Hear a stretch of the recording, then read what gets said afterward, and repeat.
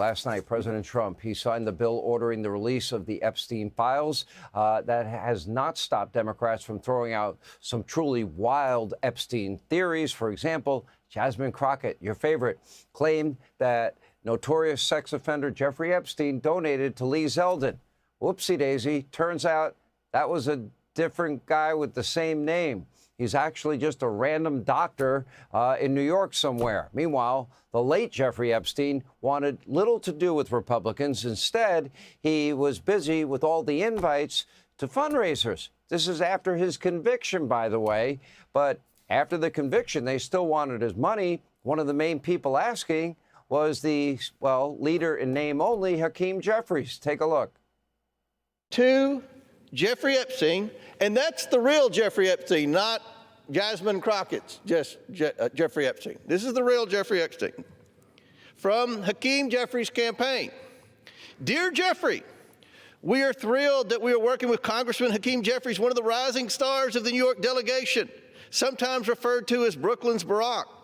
Hakeem is committed to electing a Democrat majority in 2014 and is encouraging his friends to participate in a DCCC fundraising dinner with President Obama and Hakeem Jeffries. Remember, that letter to Jeffries went out long after Jeffrey Epstein pled guilty to what? Solicitation of prostitution with a minor. Now, when Jasmine Crockett was confronted about her mistake on fake news CNN, she really didn't know what to say.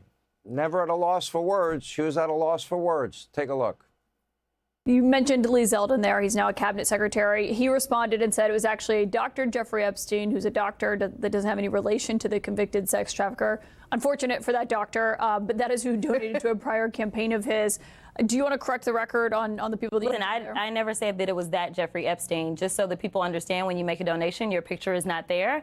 And because they decided to spring this on us in real time, I wanted the Republicans to think about what could potentially happen, because I knew that they didn't even try to go through the FEC. So my team, what they did is they Googled. And that is specifically why I said a Jeffrey Epstein. Unlike Republicans, I at least don't go out and just tell lies.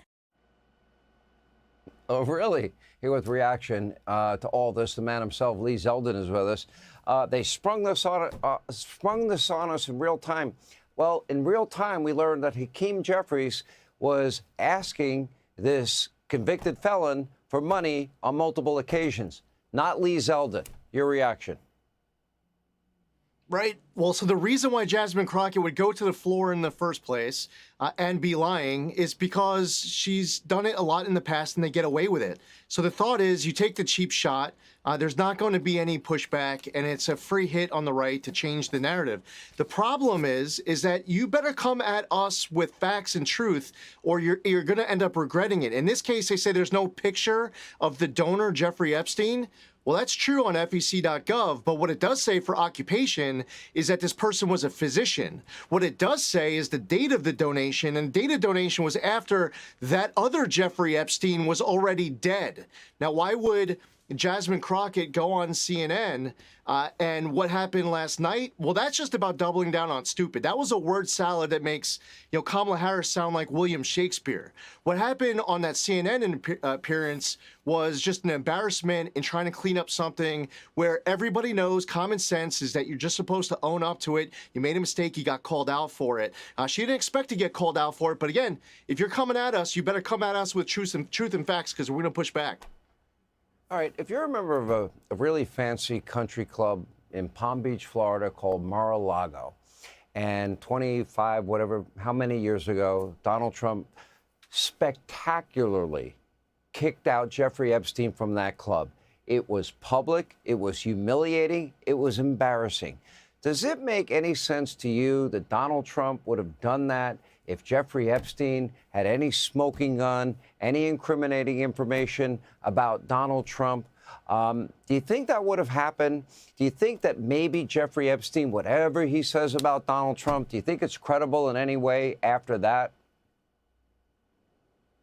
No, President Trump has amazing instincts on this. He had enough of his facts to make his character judgment a very long time ago, way before he is candidate for president, Donald Trump, and he did the right thing, and he knew better. And unfortunately for these Democrats, where they were looking for that shiny object of getting behind this vote, what they really don't want is now you overturn all of these rocks, and you find that every single time you overturn another one of these rocks that they just voted to uncover, it ends up coming back on the Democrats. Be careful what you wish for. Now you voted for it. Now you're going to get it. And the woman that accused Prince Andrew of terrible things, and Epstein the same, did that same woman refer to Donald Trump as a gentleman and that he did nothing wrong? Am I right on my facts?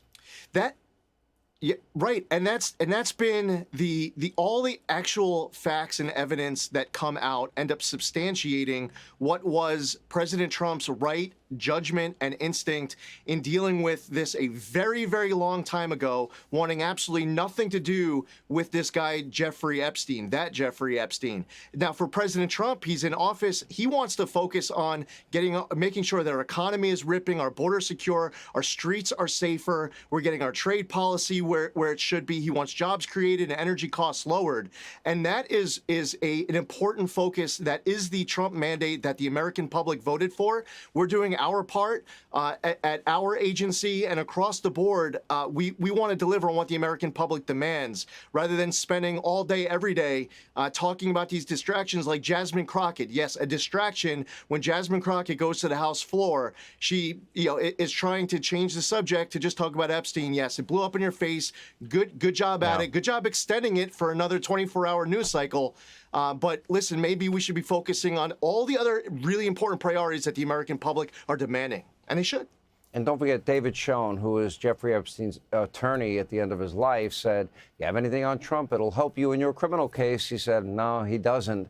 So I don't really care what Jeffrey Epstein might have said about the guy we know he hated because he was humiliated by him.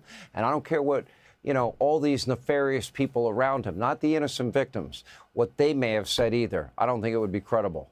But I feel sorry for all the victims. Lee Zeldin, thank you. Hey, Sean Hannity here. Hey, click here to subscribe to Fox News YouTube page and catch our hottest interviews and most compelling analysis. You will not get it anywhere else.